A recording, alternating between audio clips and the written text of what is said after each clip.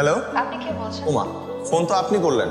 এই মোবাইলটা আমার, আপনি কিভাবে পেলেন? পাইনি, মাটিতে পড়েছিল, জাস্ট উঠিয়ে সম্মান দিলাম। আপনি এই ফোনটার মালিক, এটা আমি কিভাবে বুঝবো? মোবাইলটা যে আমার সেই প্রমাণ দিয়ে নিব। আর মোবাইলের ওয়ালপেপারে তো আমার ছবিই আছে। ফোনটা নিয়ে আমাকে উদ্ধার করুন। ধরুন, একটা জড় বস্তুর জন্য এভাবে ফিরে আসলেন। এটা যে আমার ফোন কিনা নিশ্চিত হবেন না? কোনটা যে আমার আর কোনটা যে আমার না, সেটা বুঝতে বুঝতেই তো জীবন পার হয়ে যায়। আপনি আসলে ভীষণ ভালো একজন মানুষ। আমি কি আপনার সাথে এক কাপ চা খেতে পারি? ভাইয়া শোনান, আপনি কিন্তু মোটেও ওর পক্ষ নিয়ে আমার সাথে একটা কথাও বলবেন না। যে বয়ফ্রেন্ড তার গার্লফ্রেন্ডের বার্থডেতে উইশ না করে রাত্রেবেলা ঘুমায় যায়, ওর সাথে আমার কোনো কথা নেই। আমি ওর সাথে কোনো কথাই বলবো। তোর এই কাজটা করা একদম ঠিক হয় না। তোর জায়গায় আমি থাকলে সারা রাত জেগেই থাকতো। এই জন্যই না তোর কোনো গার্লফ্রেন্ড নাই, দেখছোস? এগুলো ঠুনকো অভিযোগ, যা ওকে গিয়ে মানা। লাবণ্য শোনো,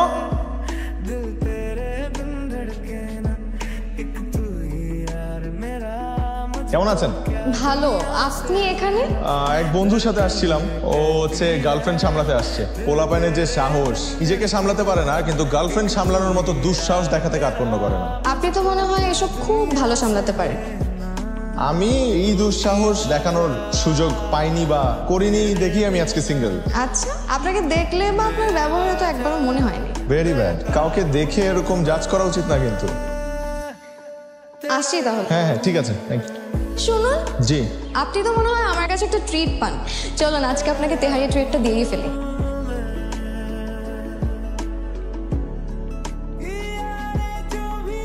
হ্যালো, আমাকে আসলে একটা সুন্দরী পরী কিডন্যাপ করে নিয়ে আসছে।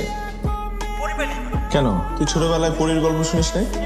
ছোটবেলায় তুই তেহারির গল্প শুনছিস, কিন্তু পরীর গল্প শুনিস না। দোস্ত, আমি আজকে আর পারবো না আসতে, তুই তোর মতো চলে যা।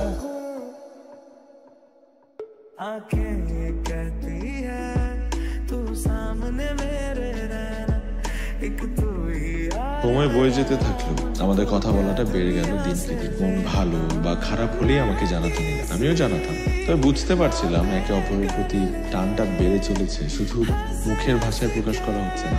মোবাইলে ছোট ছোট লেখা পাঠাতাম, যা পড়ে নিলাম বেশ প্রশংসা করি। নিহিত স্বপ্নের এক টুকরো জোছনা, কবু কি কারো অন্ধকারময় পথটার পরিসমাপ্তি টেনেছিল? কখনো কি জেনেছিল ছুটে যাওয়া মেঘগুলো হারিয়ে যেতে চায়, শুধু পূর্ণতা পাবে বলে? আয়ান, আরে বসুন না। জন্মদিনের অনেক অনেক শুভেচ্ছা। অনেক অনেক ভালো থাকেন, সুস্থ থাকেন, এই দোয়া করি। ধন্যবাদ। আপনাকে কেমন যেন লাগছে। না না, আমি ঠিক আছি, তেমন কিছু হয় নাই।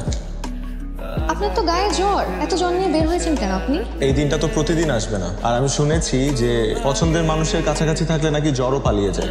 এসব অদ্ভুত কথা যে কিভাবে মাথায় আসে আপনার। উইশ তো করেছেনি, এবার চলুন। তার আগে এই কেকটা তো কাটুন, অধমের একটা মাত্র ইচ্ছে তো অ্যাটলিস্ট পূরণ করুন।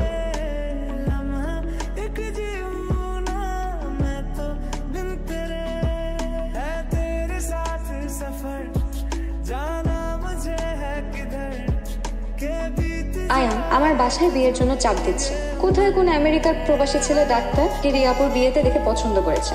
আমি বাবাকে অনেক কষ্টে রাজি করিয়েছি, কিন্তু তুমি তো কোনো গুরুত্বই দিচ্ছ না। আয়ান, এইবার অন্তত বাসায় আমার কথাটা বলো। বাবার ভয়ে যদি এরকম আজীবন চুপচাপ থাকো, তাহলে কিন্তু পস্তাতে হবে।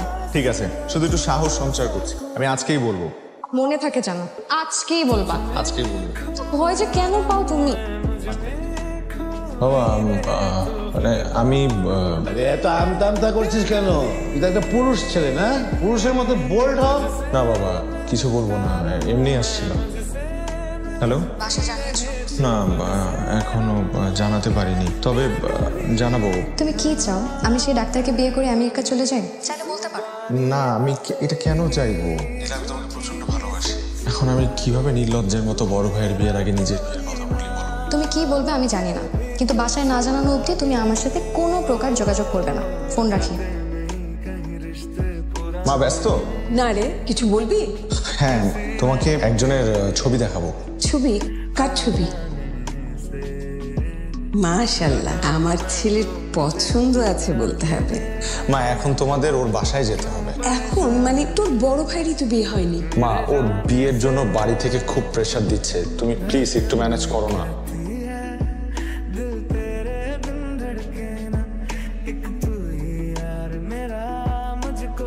আপনি কি? কিন্তু আমাদের মেয়ে নীলা। না না, আপনাদের কোথাও ভুল হচ্ছে। ও নীলা না। দেখুন, আমি আপনাকে বিয়ে করতে পারবো না, সরি। তোর মেয়ে মানে? এই বস এখানে। শোন, তোর ভাই জিয়ান ও এই মেয়েকে পছন্দ করে। আসলে আপনারা কিছু মনে করবেন না, আমার ছোট ছেলে আয়ান ও একটা মেয়েকে পছন্দ করে যার নাম নীলা। আমরা যে এখানে আসবো জিয়ানের বউ দেখতে, এ ব্যাপারে কিন্তু ও কিছুই জানতো না। ও আসলে হয়তো ভেবেছে যে আমরা ওর নীলাকেই দেখতে এসেছি।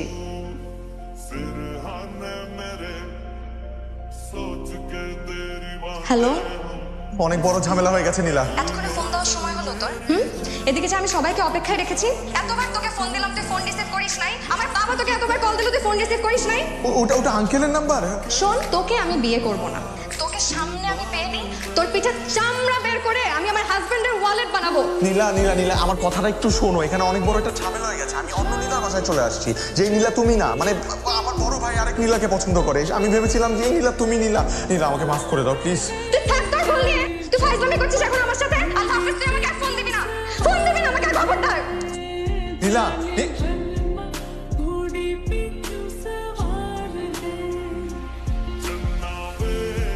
এত বড় ঘুমটা দিয়ে রাখলে তোমার এই সুন্দর মুখটা আমরা দেখবো কিভাবে? ঘুমটাটা একটু তোলো। আমরা আসলে কখনো কোনো মেয়েকে কপালে 2 টিপ পড়তে দেখিনি। আব্বা। আব্বা? আপনাকে আব্বাই বলি। আসলে হয়েছে কি জানেন, আমাকে সবাই বলেছে বিয়ে ঠিক হওয়ার পর থেকে কপালে 2 টিপ পড়তে, এতে নাকি স্বামী আর পরবর্তী বংশধরের মঙ্গল হয়। এখন আপনার নাতি নাতনিরা ভালো থাকবে, এটা আপনি চান না আব্বা?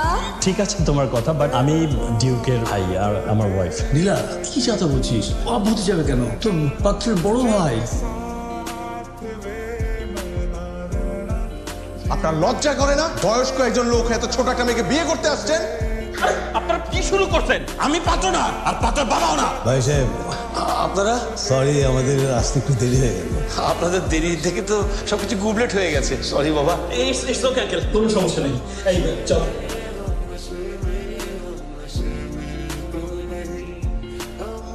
বাহ, বেশ মানিয়েছে দুজনকে। কালারটাও সেম সেম। কি বলেন ভাই সাহেব? ঘটনা হয়েছে, আজকে আমরা আরেক বাসায় গেছিলাম, আরেকটা মেয়েকে দেখি। আমার বড় ছেলে, ও থাকে কানাডায়, ও ওই মেয়েকে পছন্দ করে। ঘটনাচক্রে ওর মেয়ের নামও হচ্ছে কি নীলা। এখন এই নীলা ওই নীলার নামে নামে বিভ্রাট ঘটে গেছে। আমার এই পাগল ছেলে মনে করেছে ওর নীলার বাসায় আমি যাচ্ছি। আমি তো জানতাম না ঘটনাটা, আজকেই জেনেছি ওর মার কাছ থেকে। ভাই সাহেব, তা এখন মনে হচ্ছে আমার বড় ছেলের আগে এই পাগলটাকে বিয়ে করাতে হবে, যদি আপনার সম্মতি থাকে। নিশ্চয়ই নিশ্চয়ই, আমার মেয়েটাও তো আপনার ছেলেকে খুবই পছন্দ করে। আমরা আজকেই এনগেজমেন্টটা যদি পাগল, আমরা যে আংটিটা এনেছিলাম, আমরা তো ওই নীলাকে পরিয়ে এসছি। এখন তো আংটি নাই। কোনো সমস্যা নেই, শাশুড়ির আংটি তো বৌমাদের জন্য। আঙ্কেল, আপনি যদি পারমিশন দেন। হ্যাঁ, অনুমতি আছে। এটা তুই আজ আমাকে যে মাস্তানা বোধ করলি, তোর খবর আছে। একবার বিয়েটা হোক, পালানোর জায়গা পাবি। বাসর রাতে আমার হাত থেকে কেউ তোকে বাঁচাতে পারবে না।